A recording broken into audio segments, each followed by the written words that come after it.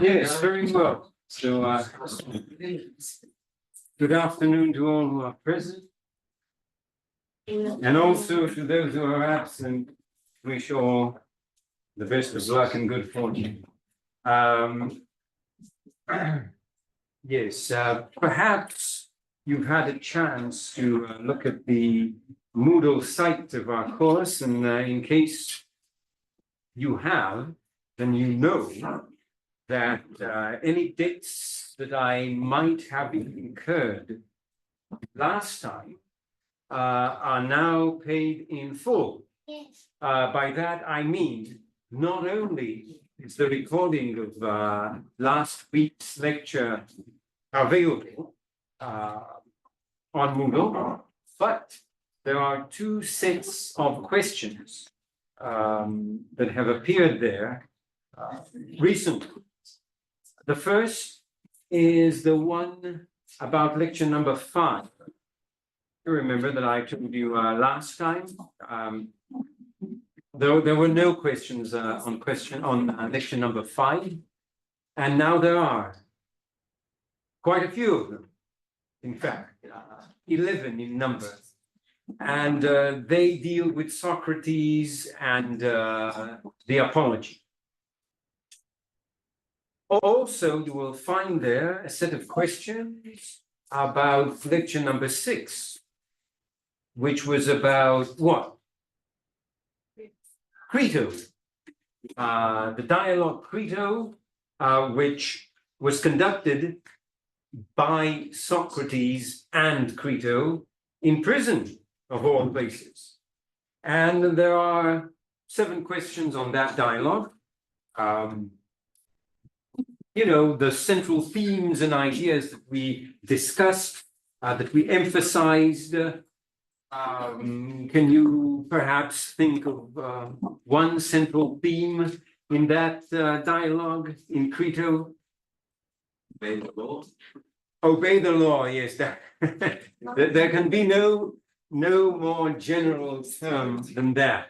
Obey the law. Even if we can expand and say, obey the law, even if, in your humble opinion, it wrongs you. Okay, even if the law wrongs you, in your opinion, you must obey it. And especially if your name is Socrates. Yes. Why? If you remember, why especially is that applicable to Socrates? Because he never left.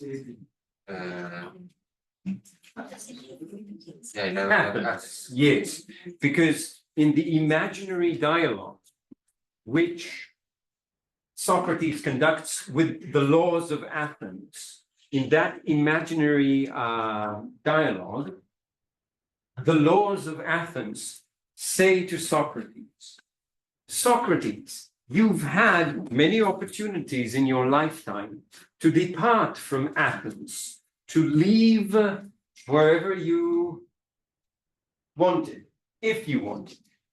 And yet you remained a loyal citizen of the city. So if anyone is under the obligation to obey the local laws, that is the laws of Athens, it is you. And that is one principle that the laws of Athens emphasize in front of Socrates. There are several others. For instance, that the laws and the citizen, in our case Socrates, are not on equal terms. Why so? What is their argument? How do they justify their claim that the laws and the citizens are not equals? Well, they claim that it is because of them that Socrates even exists, because according to the laws of marriage, Socrates' father married his mother, and both of them begat Socrates. Then again, Socrates was educated because it was conforming to the laws of the city that children should be educated. And so Socrates acquired his education as a result, as a consequence of there being a law that says educate your children. And it goes on and on. If you can not speak, that would be preferable to all philosophers and would-be philosophers. Using that argument and others like it, the laws prove to Socrates that they are superior to him, and that since a slave would not even think of disobeying his master, then let alone a citizen should not disobey the laws of the city. Okay, and in the end, I mean, Socrates does not have to prove that to himself. To Socrates, these things are clear. He does, however, have to prove it to Crito, because Crito is under the impression that it would be nothing short of a crime not to let Socrates escape if the possibility presents itself. And he says, I, Crito, am a wealthy man, and so are others of your disciples and friends. We have the financial means to bribe, if need be, the prison guards, and they will not see you depart. And you can exit Athens and live someplace else, maybe Thebes, maybe Thessaly, maybe Sparta. There's no shortage of alternative places to live. And Socrates, of course, refuses, claiming that even if he were to continue living, he would not be able to live a different life than the one he conducted in Athens, namely the life of what? Of inquiry into the truth, of examination, of asking people their opinions and then refuting them. You know, to refute means to prove that you're wrong, but not just saying you're wrong, but making the person understand themselves that they're wrong using the Socratic method, which is called dialectic. Exactly. Now, and that, by the way, is the difference, one of the main differences between Socrates and the Sophists. You remember them. They were concerned with persuasion. Socrates was concerned with the truth, with asking questions. Persuasion on the one hand, and the truth on the other hand. Sometimes they coincide, sometimes they differ. And the main concern of the Sophists was to focus on a point and persuade the crowd as to the truthfulness or falsehood of that point. For Socrates, there was no such question. Socrates wanted to, as far as he could, reach the truthful conclusions about matters of everyday importance, such as justice, bravery, morality, the role of man in the city, in the state, and so on and so forth. For which, of course, he was finally sentenced to death. Now, what we will be discussing today, Socrates and Plato will accompany us today and also next week, at least the beginning. We will be dealing again with one of the central works of Plato, the one which is really Platonic you know, we reminded a very important notion of what it is that we have about Socrates and Plato. We said that Socrates never wrote anything, and that all our information about him emanates or comes from the works of Plato. The earlier works of Plato, as classified by researchers, contain real Socratic doctrines and opinions. The middle and later dialogues of Plato are Platonic ideas expressed via Socrates. Now, when I say Platonic ideas, what the notion comes immediately to mind? What do we associate immediately with Plato? We associate many things with Plato, but one central association that the name Plato immediately creates. Well, that's his name, but what? Platonic what? The Platonic forms, the forms or the ideas. So there are Platonic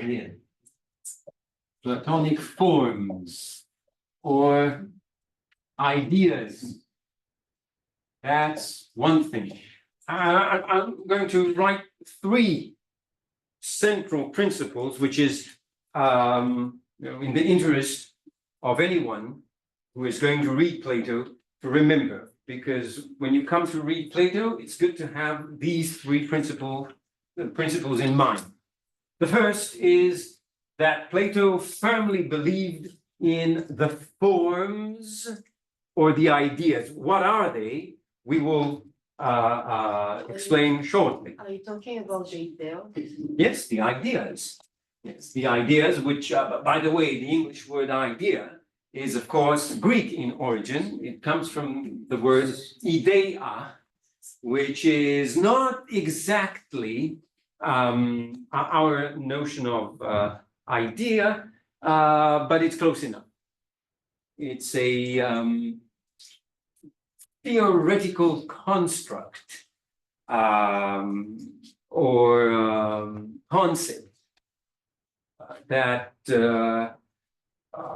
and that is more or less parallel to what we would define as idea. But in Plato, it has an additional It's like the divine origin of everything, no? it's not divine. But it's like it connected to the I don't know Yes.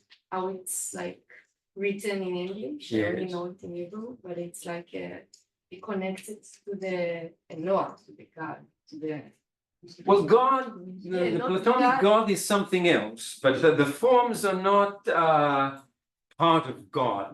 no, not part of God, but it's And then they're not comes from- divine. They are beyond Yeah, space it's and beyond, time. It's bigger than like Yes, it's here, exactly. but they are the origins of everything. Exactly. They are the forms, the ideas of what we in this world have as imperfect imitations of these forms. Okay, so you have the Platonic forms and ideas. This is a central concept which you have to understand if you are to read anything which is truly Platonic. Next, you have the immortality of the soul. Okay, immortality of the soul. Again, for Plato, there is a duality, an opposite duality of body and soul. The body, of course, is material, perishable, at times even contemptible, whereas the soul is immortal, pure, and divine, if we can define it as such. And so we have the Platonic forms and ideas, we have the immortality of the soul, and another seminal principle is that all knowledge, and this is something which is revolutionary, It's not really true, we believe, but it is fascinating as a thought exercise that all knowledge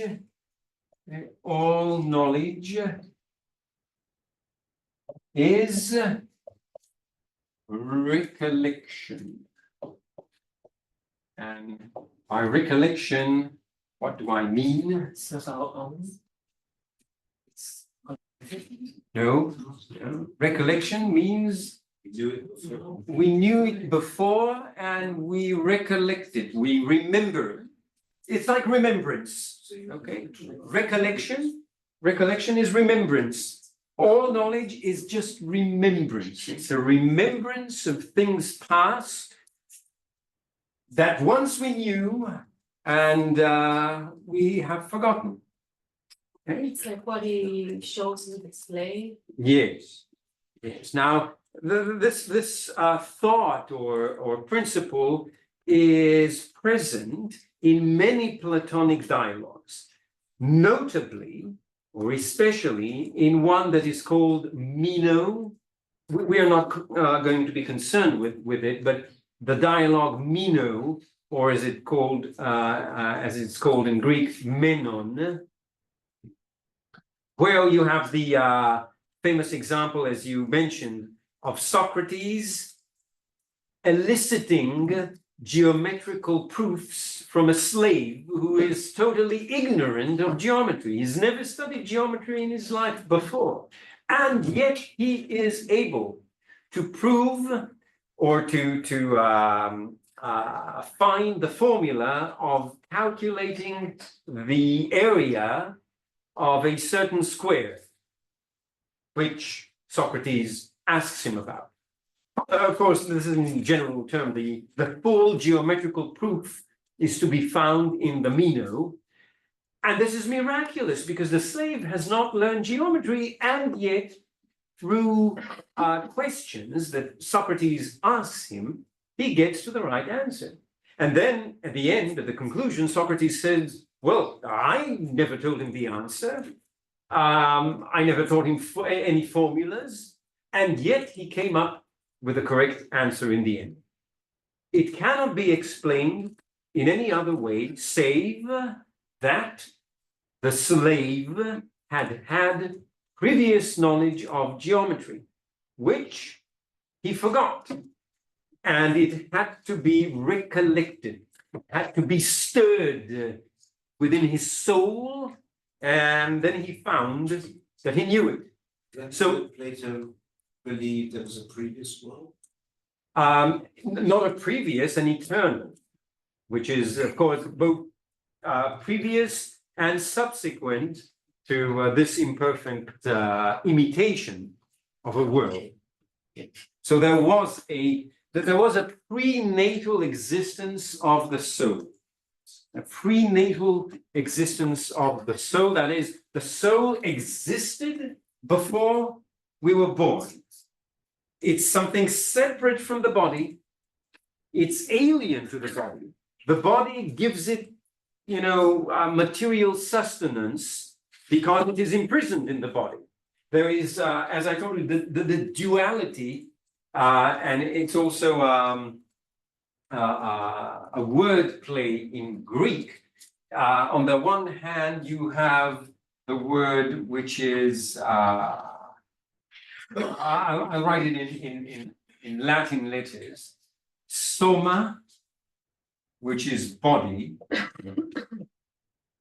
and then you have sema, which is tomb. Okay, so in fact, the saying is soma sema. The body is a tomb for the soul, and the soul cannot but wait to free itself of the chains of the body and reunite with the ideal world of the forms, where everything is perfect. And the idea of the forms, again, is Platonic. And how did Plato reach it? I mean, it's something which is otherworldly. The forms are beyond this world. They are beyond space and time as we know. And Plato came to develop this theory for a variety of reasons, one of which was, by the way, his familiarity with such pre-Socratic concepts as the eternal flux of Heraclitus. You remember that? The eternal flux, that everything is in motion, nothing stays permanent, everything is in a constant state of change. You cannot step twice into the same river, and so on and so forth. On the one hand, on the other hand, the concept of Parmenides, that there's no motion at all. Motion itself is a paradox. It's impossible. So standing within these two extremes, there had to be a third option, something else that would explain everything. Adding to that, the method of Socrates, his master, who tried to reach specific definition for what is the good, what is justice, and so on and so forth, as we explained in detail, and finding in the end that there is no one single definition that would encompass everything. I'll give you an example. Justice, let's take justice for instance. Many people would claim that justice is returning what you have borrowed. Okay, say I take, by permission of course, your laptop, I use it for my needs. It would only be just that once I have finished my work, I should return it to you. You would agree that that would be just. Or, to use another example, if I take my friend's hammer or knife, because I need it for my work in carpentry, or I don't know, whatever it is that I'm doing, I will return it back to him once I have completed my work. And that would be just. But what if that friend of mine who owns the hammer or the axe that I borrowed has suddenly lost their mind? And I know that if I should return the hammer or axe to him, he might well use it as a weapon to, I don't know, murder his wife or something. I know there is a great chance that this will happen. Now, if I return this to him, knowing that this is a possible result, is this justice? Maybe it is justice as far as returning what you have taken to its rightful owner is, but it is gross injustice to the innocent would-be victims that I know will be victims as a result of my just action. So it's a problem, it's a moral problem. To make things short, it is almost impossible to reach a clear-cut, comprehensive definition of any of these concepts of justice, of bravery, of goodness, of badness, evil, and so on and so forth. That's why Plato came up with the ingenious idea that we all know what good is as a general concept. And it has many, many individual manifestations in our material world, of which partake of the sublime and unchangeable good. But where is that good? Where is it? It's nowhere on earth. It is in the world of forms, of Platonic forms. It is the idea of the good which matters, not the particular instances of goodness. And the same is applicable to bravery, to morality, to piety, to reverence to the gods, almost any other quality that you can think of, not almost, all other qualities that you can think of. And it goes beyond that because Plato extended the world of forms to include also material objects. For instance, when I say the word table, okay, then assuming, of course, you know the word, and it doesn't matter which language I'm using, by the way. When you hear the word table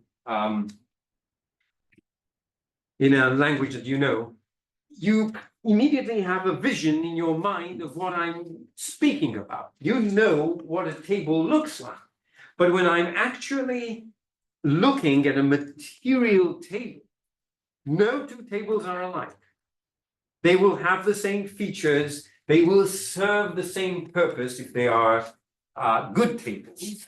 They will fulfill their, what we call in Greek, their arete. Arete. Again, one of the most basic terms in Greek philosophy, and when we discuss Plato especially, arete, that is, simply put, the excellence of anything. So what is the arete of a table? What is the excellence of a table? That it should be solid enough and stable enough so that it can sustain, say, this computer screen or whatever I place on it. So as long as the table fulfills its arete, it's a good table.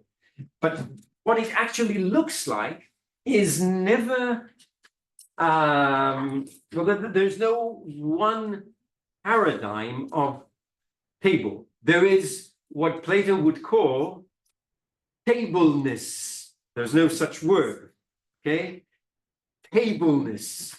Or if I were to speak of, I don't know, of a cup, a wine cup or wine goblet, and there would be such a quality as the cupness of the cup, as the tableness of the table. There is a very well-known anecdote about Diogenes the Cynic, who was more or less a contemporary of Plato, who told Plato, well, I don't understand what tableness is. I understand table.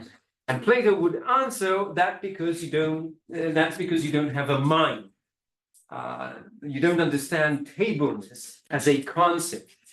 And the same applies to living things. When I say man or woman or horse, when I say a horse, you have something in your mind that defines the species horse.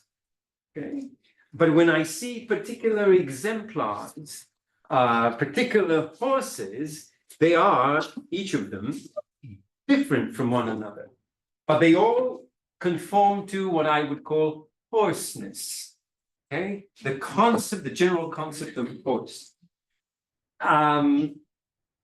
Now, if this is the first time you ever hear of it, it might sound strange, but we still make use of these Platonic concepts, but in fields that are we wouldn't normally associate with philosophy. For instance, it's now winter, the weather is relatively cold, and most of us fall victim to the flu, to influenza. Okay, so we all know what influenza is, but its manifestation in every person that's ill, that is infected with influenza, is slightly different. The severity of the soreness of your throat is different from one person to another. One person may have high fever, the other may not, and so on and so forth. But we all know what influenza is, but we cannot grasp it. There's no one definition that will be comprehensive enough to define influenza. And that is something doctors should be very well aware of. Otherwise, they would be set in their ways, and there would be no intellectual flexibility to understand that, well, you might have the flu. Perhaps it's not the same symptoms as those of your friend or the other patient, but it's still the flu. So the concept of having some ideal form, which is unreachable, is still with us. The same can be applied to, say, laws of nature, the law of gravity. What is that?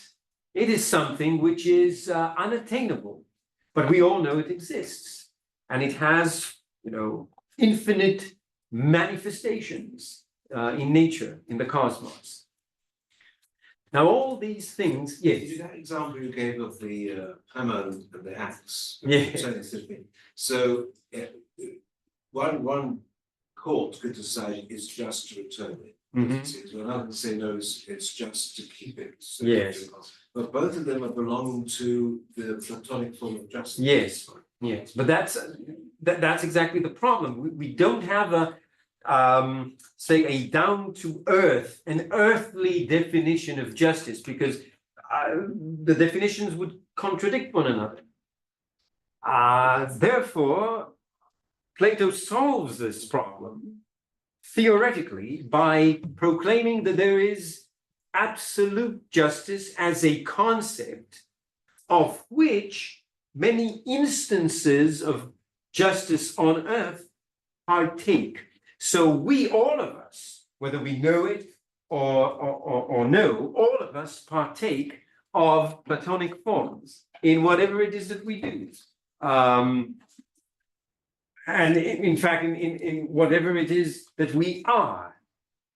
No two human beings are alike, but they belong to the genus homo, okay, or anthropos in Greek, man. Now, as I said, these are important principles, three of them, okay? We have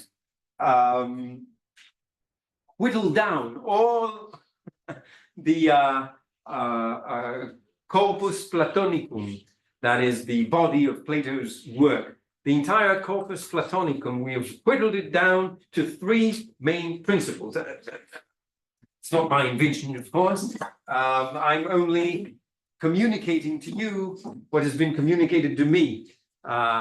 So three main principles: the forms, the immortality of the soul, and that all knowledge is recollection.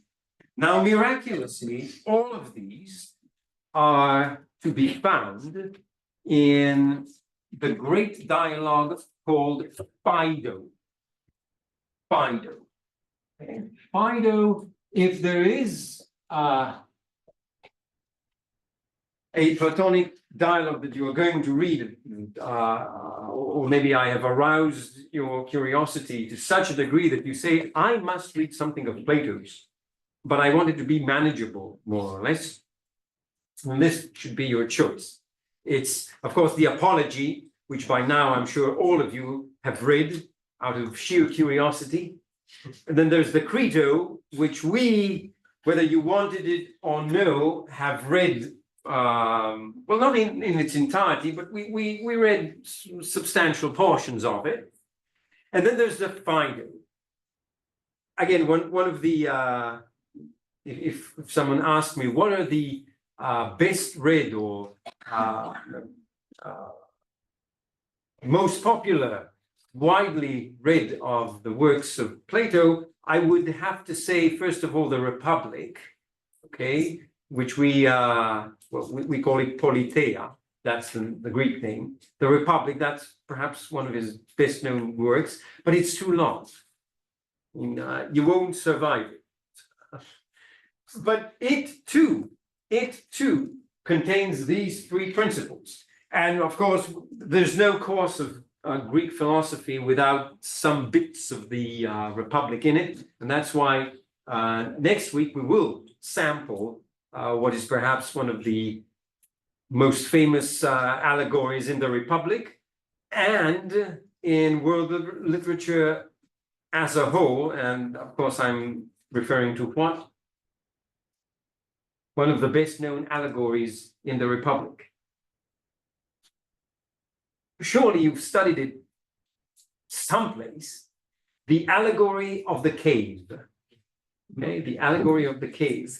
This is an allegory to how ignorant we are. Although we think we know many things, in fact, we only see a reflection of a reflection of a reflection of the truth.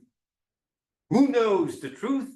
Only that philosopher who was lucky enough to be freed of the shackles that detained him in the cave. He got a glimpse of the real world above, and out of a sense of duty to his fellow prisoners, returns back to the cave and instructs them. So again, it's one of the greatest allegories of all time, maybe even the source of allegory. So we will read it because it must be read. It's like, I don't know, having a mythology course without studying about Homer. So the allegory of the king. But Phaedo is just as important. Why? Phaedo, if you read it, believe me, you will be convinced, first of all, that you have a soul. Yes. And then that it is immortal. And then that it only waits the moment when it will have the opportunity to live a full eternal existence. Sadly, this can only happen in death. Okay, but the argument is so convincing, and I already mentioned it in previous lectures. The argument is so convincing that, as an anecdote, it was said that people would read the Phaedo and commit suicide because seeing all the benefits that await us in the world of eternity, why linger here?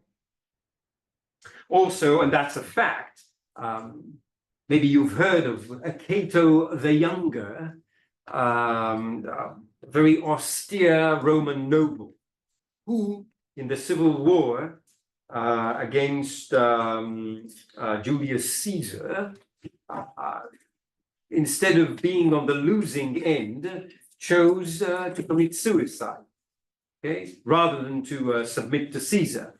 And in his biography, it's written that before he committed suicide, he read Plato's Phaedo and took his own life. Okay? But he was a stubborn, adamant Stoic. We should not take his example. Good. So what I propose to do, as you already, I suspect,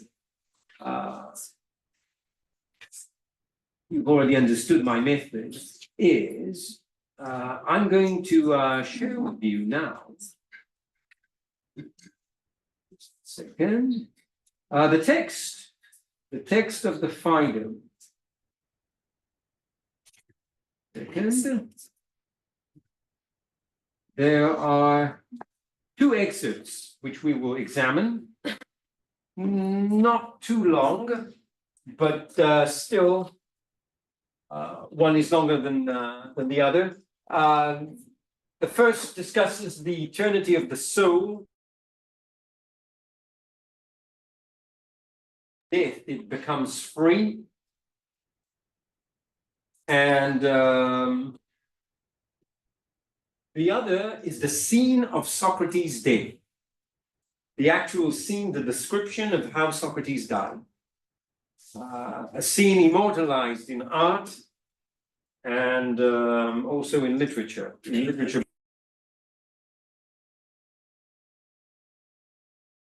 Jacques-Louis David, you know him?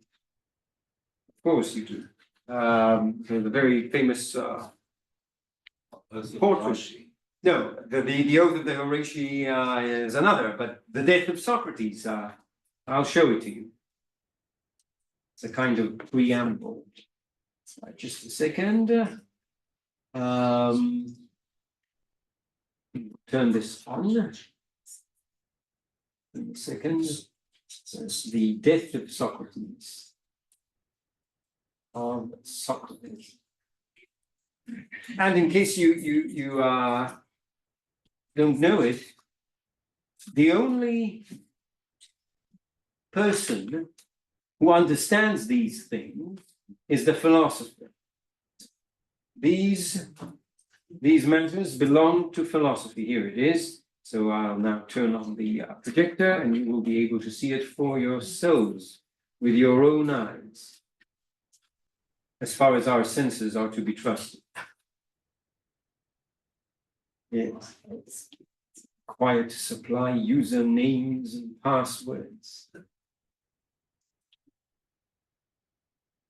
Yes. There it is. Now, the death of Socrates will reveal itself to you. Here it is. By Jacques-Louis David, The Death of Socrates. So you can see everybody here, except Socrates, seems glum and dejected, highly depressed, because however convincing Socrates' argument was as to the eternity of the soul, the immortality of the soul, etc., still his departure is a sad affair. Yes. Very well. Now,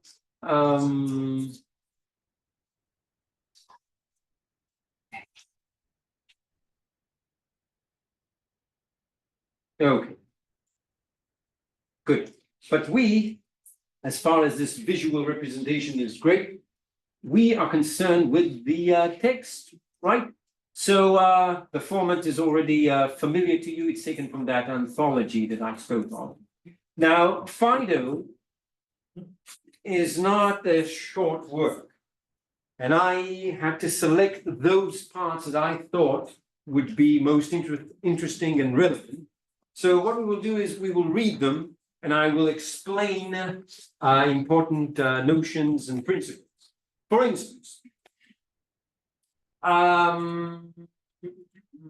consider then, my good sir, by the way, the whole story is told by Phaedo to a person called Echecrates. It's not really important, but it's a dialogue between Phaedo and Echecrates in which Phaedo explains to Echecrates what happened in Socrates' final hours. So the whole dialogue is reported by Phaedo to his friend. So consider then, this is Socrates speaking. Whether you share my opinion, for this will lead us to a better knowledge of what we are investigating. Do you think it is the part of a philosopher to be concerned with such so-called pleasures as those of food and drink? By no means. What about the pleasures of sex? Not at all. What of the other pleasures concerned with the service of the body? Do you think such a man prizes them greatly? The acquisition of distinguished clothes and shoes and the other bodily ornaments. Do you think he values these or despises them? Except in so far as one cannot do without them. So these are the material needs of the body. Okay? What is the attitude of the philosopher towards them? I think the true philosopher despises them. Do you not think, he said, he, that is Socrates, that in general, such a man's concern is not with the body, but that, as far as he can, he turns away from the body toward the soul. So it is the essence of philosophy to turn away from the body and to focus on the soul. I do. This is the place to say that this part of the dialogue takes place after the existence of the soul has been irrefutably demonstrated. Okay, that's the first part. So we take it for granted, and believe me, if you read the Phaedo, you too, as I said, will be convinced that you actually have a soul. That there is such a thing as a soul. and it is distinct from the body.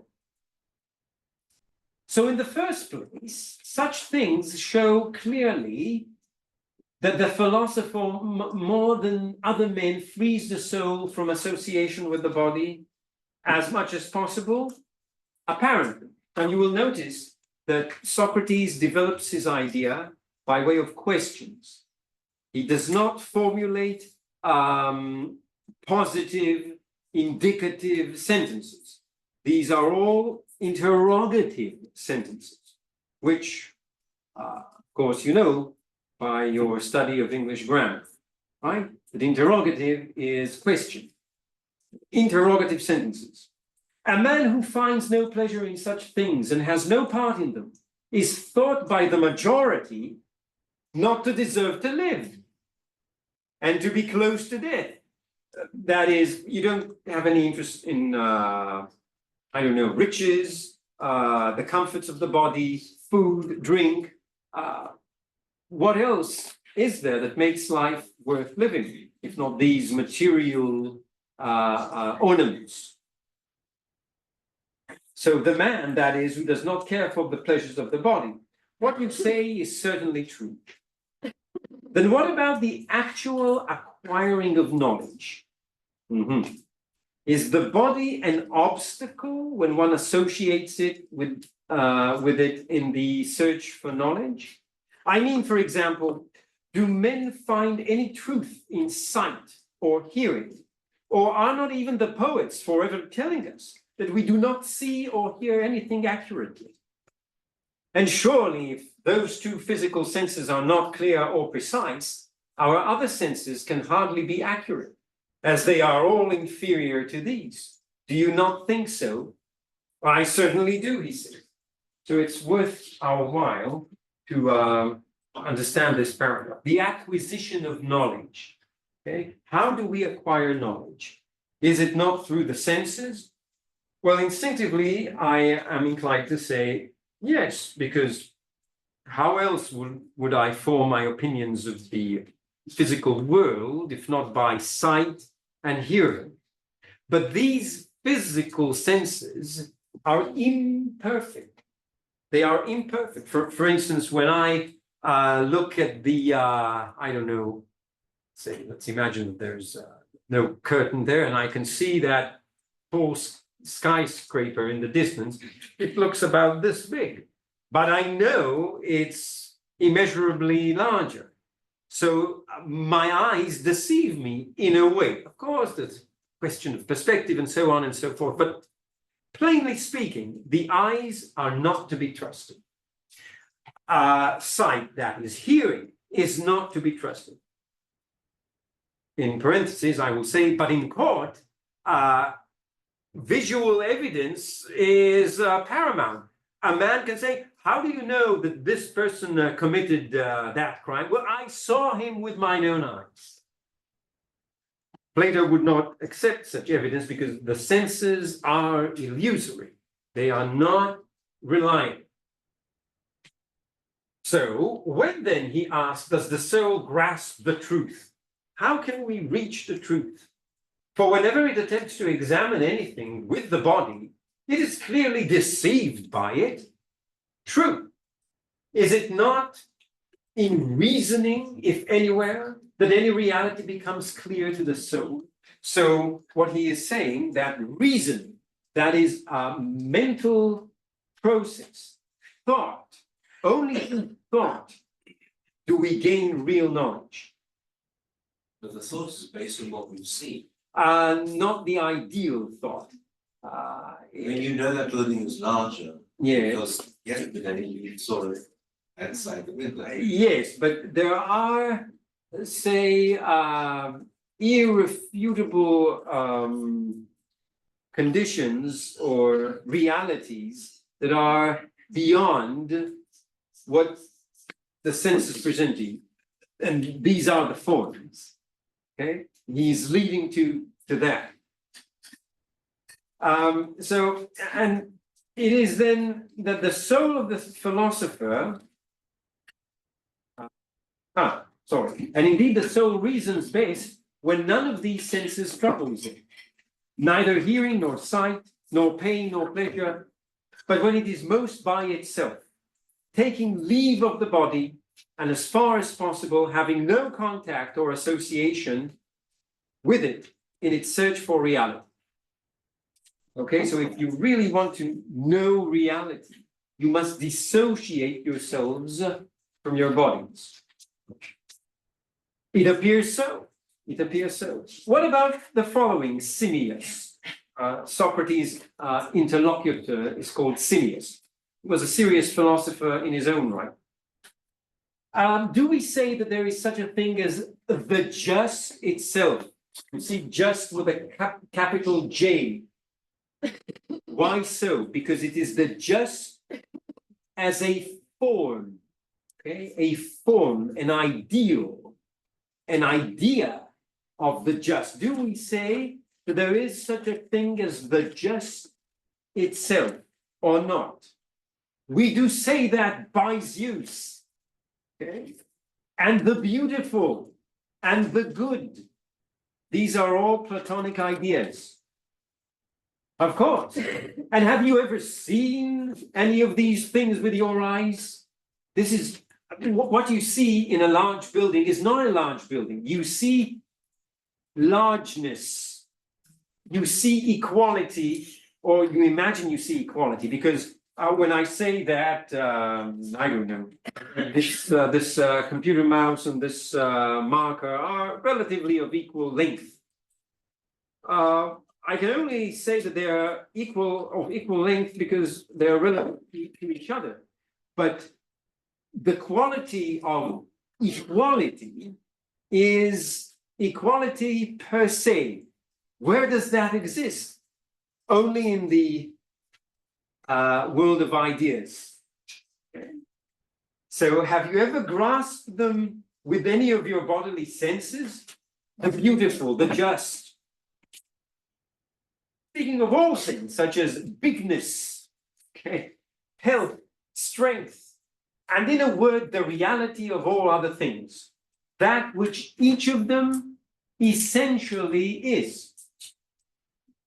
It takes time to get used to this, but because it's so out of this world, it's so intangible.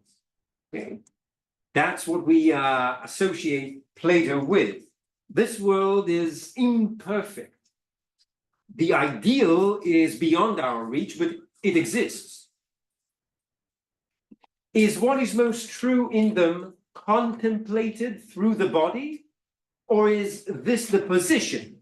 Whoever of us prepares himself best and most accurately to grasp that thing itself which he is investigating will come closest to the knowledge of it.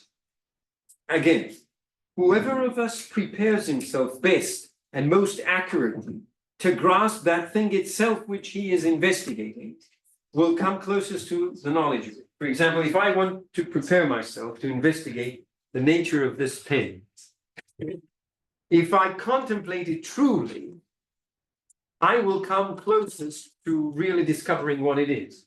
The answer is yes. And that contemplation will lead me to the conclusion that this pen, although seemingly perfect because it fulfills its duty, is not the ideal pen. It's not the perfect pen, most perfect pen there is. Or it's not really a pen, it's a board marker. Doesn't really matter. So obviously that's the way. Then he will do this most perfectly, who approaches the object with thought alone, without associating any sight with his thought or dragging in any sense perception with his reasoning, but who, using pure thought alone, tries to track down each reality pure and by itself, freeing himself as far as possible from eyes and ears, and in a word, from the whole body. Because the body confuses the soul and does not allow it to acquire truth and wisdom whenever it is associated with it. Will not that man reach reality, Simmias, if anyone does? And this is something which of course Plato raised to a very high philosophical degree, but you can find traces of it, even in the Odyssey, which is, by all accounts, not a philosophical work. It's a work of the imagination, it's an epic poem, it's myth, legend, you name it. And yet, Odysseus says more than once, I believe, that if it were not for this horrible stomach of us, we would be in better places. But because we are forced by our bodily nature to feed the stomach, we have to work, we encounter danger, most notably the episode with the Cyclops. What did they want with the Cyclops? They took his cheese and yogurt and wine. Why? Because they had to feed themselves. And it brought them many woes. So, in fact, it's the same principle. If I want to really investigate things, if I want to explore, to understand, I must dissociate myself from the body, because the body, as it is written beneath here, the body is a tomb, right? Soma, sema. Soma, that's the body, and sema, that's the tomb. What you say, said Simmias, is indeed true. You can see how Socrates, by degrees, convinces his interlocutor. Now, all these things will necessarily make the true philosophers believe and say to each other something like this. Okay? That's the conclusion. Of course, who best releases themselves from the body? The philosophers. They are the only ones who can free themselves from their bodies, because they alone understand this principle. If you ask anyone else, they won't have the answer. So there is likely to be something such as a path to guide us out of our confusion, because as long as we have a body and our soul is fused with such an evil, we shall never adequately attain what we desire, which we affirm to be the truth. The body keeps us busy in 1,000 ways because of its need for nurture. The need for nurture. I mean, none of us leaves our home without getting dressed, I don't know, brushing our teeth, and doing a plethora of other activities. Okay? Why? It's totally unnecessary if you think of it intellectually. It's a complete material waste of time. Whilst you could have used that time to explore the mysteries of the universe, for which we are by nature suited. Yes, there is proof, by the way, that we are naturally suited to explore the mysteries of the universe. Why so? Well, it's very simple. We can turn our heads 180 degrees, say from left to right. Now, what is that similar to? The motion of the stars across the night sky, from one end to the other. So the philosophers would say we are naturally adapted to view the heavens. And there's another proof, beautifully expressed by Ovid in his Metamorphoses, where he says, all other creatures walk on all fours. Man alone stands upright. Why so? So that he can inspect the heavens and wonder at the mysteries of the cosmos. So that's it. Moreover, it's over here. Moreover, if certain diseases befall it, they impede our search for the truth. It fills us with wants, desires, fears, all sorts of illusions, and much nonsense, so that, as it is said, in truth and in fact, no thought of any kind ever comes to us from the body. He conveniently ignores diseases of the mind, but, well, diseases of the mind they also have a physical reality. So maybe it conforms to his claim here. So there was no music in this. You Um, need the body to. There is only the music of the spheres. Okay, music, no. Music is a waste of time. Deserves the country. Well, that is something else, but the country here is not. Not here, but in other things he wrote. Yes. Said that like poets and such are only good if they serve the. Yes, in his ideal republic. Yes, most poets are to be banished. Okay, only those who serve the good of the common people. Bit Marxist. Well, I wouldn't want to live in the Platonic state because it's not a democracy. The ideal Platonic state is not a democracy. And democracy, by the way, is not by definition a good system of government. No one actually says that. It's another form of government, but tyranny is just as good, perhaps even better. Tyranny in the Greek world was not by definition bad. Today, it has acquired negative associations. We think of tyranny and royalty as something which is akin to dictatorship, but not necessarily. But we are digressing. Here we deal in realities or in metaphysics which are beyond, separate republics and countries and states. No, we're speaking about the soul in its most abstract sense. Okay? So if we follow that line of thought, then only the body and its desires cause war, civil discord, and battles. For all wars are due to the desire to acquire wealth, and it is the body and the care of it to which we are enslaved, which compel us to acquire wealth, and all that makes us too busy, and all this makes us too busy to practice philosophy. How simple. Worst of all, if we do get some respite, that is, we have a break, okay? If we do get some respite from it and turn to some investigation, everywhere in our investigations, the body is present and makes for confusion and fear, so that it prevents us from seeing the truth. For example, if I'm engaged in some intellectual pursuit, the body will always try to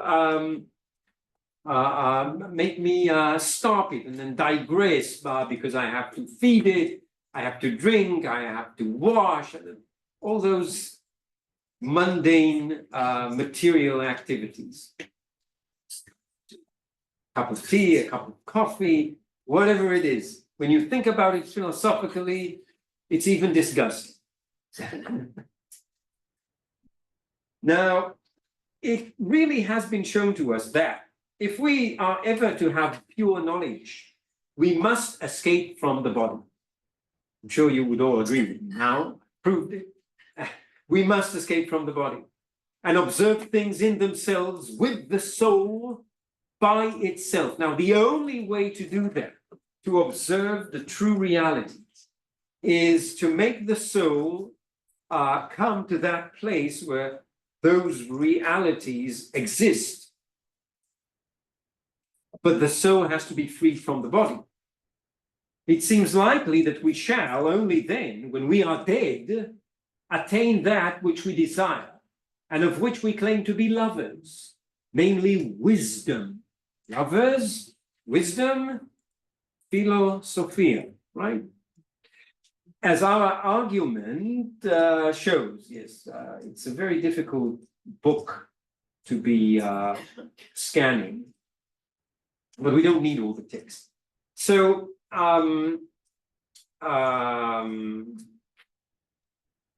it's only in death that the soul can truly live apart from the body. Other to philosophize in this way. It's only an approximation of real philosophy. That's why, the bottom line, if I come to the bottom line of this argument, is that all philosophy is a preparation for death. The true philosopher practices towards death, lives his life in expectation of death, in the almost absolute confidence that his soul will continue to exist, not to live, to exist. Not only that, it will, because of the impurities that the soul has attached to itself in its bodily existence, it is now impure. It is contaminated. Every one of our souls is contaminated. Okay? And until it is absolutely purified, it will continue to descend to this vile earth time and time again, until it gains so much knowledge as to free itself from the need to descend once more. Now, these perceptions, these doctrines are not originally Platonic. Plato inherited them from the very famous Pythagoras, of whom we know next to nothing. We know the name Pythagoras, and we know the sect Pythagorean, okay, the school of Pythagoras, where such beliefs were common, that there is such a thing as reincarnation. The soul is present in many bodies in succession. That is one reason, if any, to be vegetarian. Okay, because God forbid I should eat the flesh of this cat or cow, who knows, but that it is my poor deceased father that I am consuming. Yes, it's not, it sounds funny, but this is exactly what they believe. And some of the Pythagoreans even took it further to include such edible stuff as beans and yes. So the Pythagoreans did not consume beans of all vegetables and crops. Beans were forbidden for eating. Yes. So there's two approaches to the soul. One is that you will be impure. Yeah. And you have to come back gay and be more philosophy to purify it to the next. Yeah. But it could also be, I thought what I was understanding before, that you're trying to get true wisdom, and when you leave, you will attain it and stay. Yes, but you cannot attain it at once. One life cycle is not enough. Maybe Socrates, so the belief goes, Socrates is perhaps the one person who came closest to obtaining real truth. And that is the confession, honest and pure, that he knows nothing.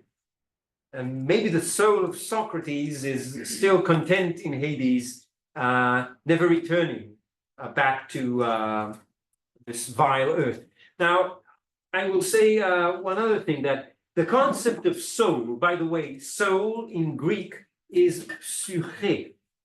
Okay, psyche, what we would translate to English as psyche.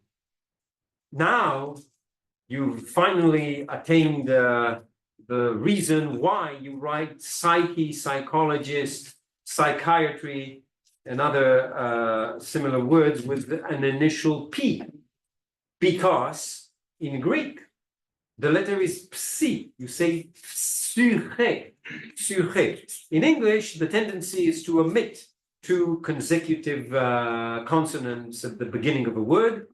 But since you cannot dishonor the Greek language so blatantly, so you keep the P in writing, but you disregard it in speech. So you say psychology, but you write psychology.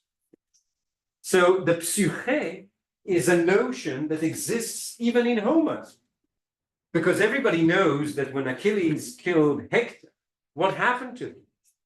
His body is described as now lame and without strength, and his soul, his psyche, flutters away. But the Homeric soul is not the Platonic soul. In Homer, the soul is something, it's like a wraith, it's like a ghost. It doesn't have real existence. It's very much akin to air, but it is a sort of entity.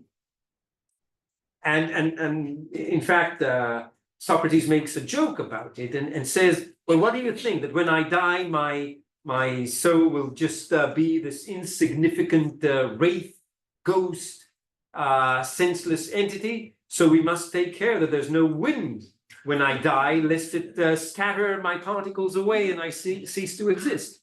Okay? No, the Platonic soul is, in essence, eternal. It always existed in the world of forms, and it was incarnated in this world. You can ask, well, if there is a world beyond the world, okay, an ideal world, why do I need this one? What is this one made for? Well, the fact is that it is just is. It is. There is a world.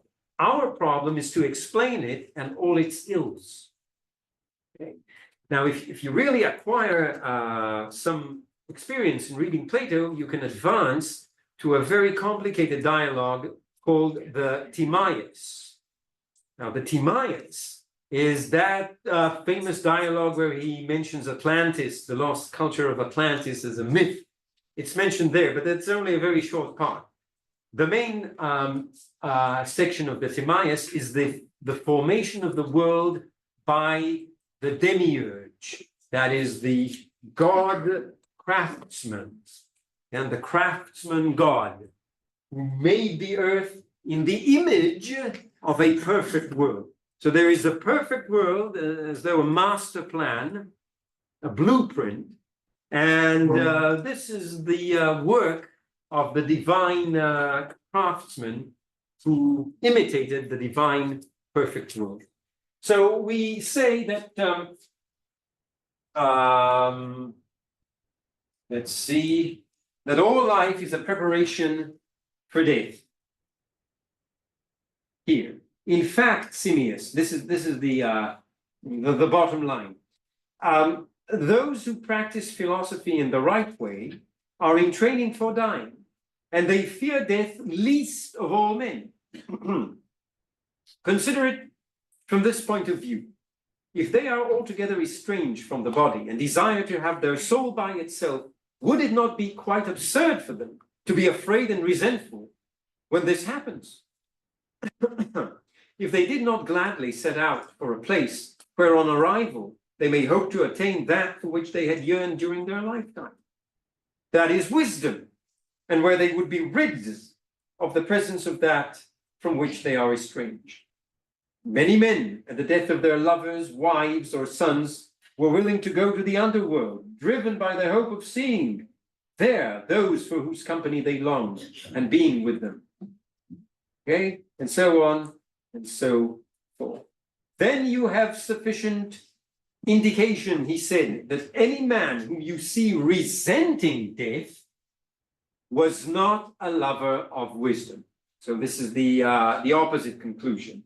If you see someone who resents death, who is afraid of death, well, you can conclude that he was not a lover of wisdom, but a lover of the body, and also a lover of wealth or of honors, either or both. Great. So now that Socrates is going to die, there's really no reason to grieve for him, and yet they grieve. You will see, now this is not a philosophical scene, this is a dramatic scene, okay? If this has caused you some despair, it was not my intention, on the contrary. Now you will see what happened to Socrates when he was given the cup of hemlock That's the poisonous plant, the juice of which he was forced to drink. So after saying this, he got up and went to another room to take his bath, and Crito followed him, and he told us to wait for him. So we stayed, talking among ourselves, questioning what had been said, and then again talking of the great misfortune that had befallen us, not Socrates, that had befallen us. We all felt as if we had lost a father and would be orphaned for the rest of our lives. When he had washed, his children were brought to him. 2 of his sons were small and 1 was older, and the women of his household came to him. He was 70 years old. Okay, he had 3 sons. 2 of them were quite small, and 1 was older. And the women of his household, that's his wife and the maidservants, came to him. He spoke to them before Crito and gave them what instructions he wanted. Then he sent the women and children away, and he himself joined us. It was now close to sunset, for he had stayed inside for some time. He came and sat down after his bath and conversed for a short while, when the officer of the 11 came and stood by him and said, the 11, also known in Greek as hoi hendeka, were the council, the executive council, as it were, those who execute the law. They were called the council of the 11, hoi hendeka. So an officer of the 11 came and stood by him and said, I shall not reproach you as I do the others, Socrates. They are angry with me and curse me when, obeying the orders of my superiors, I tell them to drink the poison. So other condemned men, when they get the cup of poison, they curse, as it were, the trumpeter. Okay, they curse the actual person who gives them the instrument of death. During the time you have been here, I have come to know you in other ways as the noblest, the gentlest, and the best man who has ever come here. So Socrates excelled in all things, even in being a prisoner. Yes, so now too I know that you will not make trouble for me. You know who is responsible, and you will direct your anger against them. You know what message I bring. Fare you well, and try to endure what you must as easily as possible. The officer was weeping as he turned away and went out. Socrates looked up at him and said, fare you well also. We shall do as you bid us. And turning to us, he said, how pleasant the man is. During the whole time I've been here, he has come in and conversed with me from time to time, a most agreeable man. And how genuinely he now weeps for me. Come, Crito, let us obey him. Let someone bring the poison if it is ready. If not, let the man prepare it. But Socrates, said Crito, I think the sun still shines upon the hills and has not yet set. I know that others drink the poison quite a long time after what? After they have after they have received the order, eating and drinking quite a bit, and some of them enjoy intimacy with their loved ones. Do not hurry, there is still some time. Well, it is natural, Crito, for them to do so, said Socrates, for they think they derive some benefit from doing this. But it is not fitting for me. I do not expect any benefit from drinking the poison a little later, except to become ridiculous in my own eyes, for clinging to life and be sparing of it when there is none left. So I do as I ask and do not refuse me. Okay, and then he drinks the poison. Let's get to that part. Well, my good man, you are an expert in this. What must one do? Just drink it and walk around until your legs feel heavy, and then lie down and it will act of itself. And he offered the cup to Socrates, who took it quite cheerfully, Echecrates, without a tremor or any change of feature or color, but looking at the man from under his eyebrows, as was his wont, asked, what do you say about pouring a libation from this drink? Is it allowed? Usually when you drank wine, in honor of the gods, you would make a libation. You would take some of the wine and spill it as an offering of thanks to the gods. So in a rather joyous manner, Socrates says, well, shall I make a libation to the gods of this? Well, of course, it's not acceptable. Well, we only mix as much as we believe will suffice. Okay, so this is not a drink that you pour a libation from. Well, and then he drinks it, and then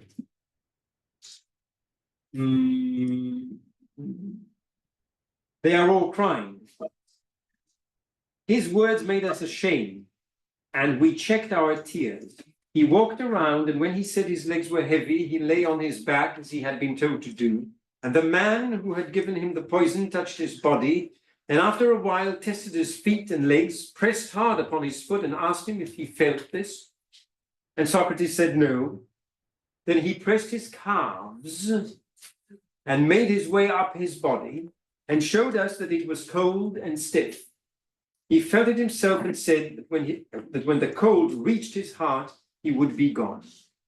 As his belly was getting cold, Socrates uncovered his head, okay, he had covered it, and said these words, and these were his last words: Phaedo, we owe a cock to Asclepius. Make this offering to him, and do not forget. He suddenly remembers that he needs to sacrifice a rooster to Asclepius, okay, the god of medicine. Now, it's not out of sense, because you can see the footnote: a cock was sacrificed to Asclepius by sick people who slept in his temples hoping for a cure. These people, hoping for a cure. yes, but still, make the sacrifice just to be on the safe side. Okay, and those were his last words. It shall be done, said Crito. Tell us if there is anything else. But there was no answer. Shortly afterward, Socrates made a movement. The man uncovered him, and his eyes were fixed. Seeing this, Crito closed his mouth and his eyes. Such was the end of our comrade, Echecrates. I remind you, the entire dialogue was told in indirect speech by Phaedo to his friend Echecrates. And now he concludes by saying, such was the end of our comrade, Echecrates, a man who, we would say, was of all those we have known, the best, and also the wisest and the most upright. So Socrates met his end. And we will one day meet ours. It's, you know, it's a countdown, the way from the day you were born. But let me not depress you further. That's a fine ending of the lecture. Well, what I can say now, first let me stop the recording.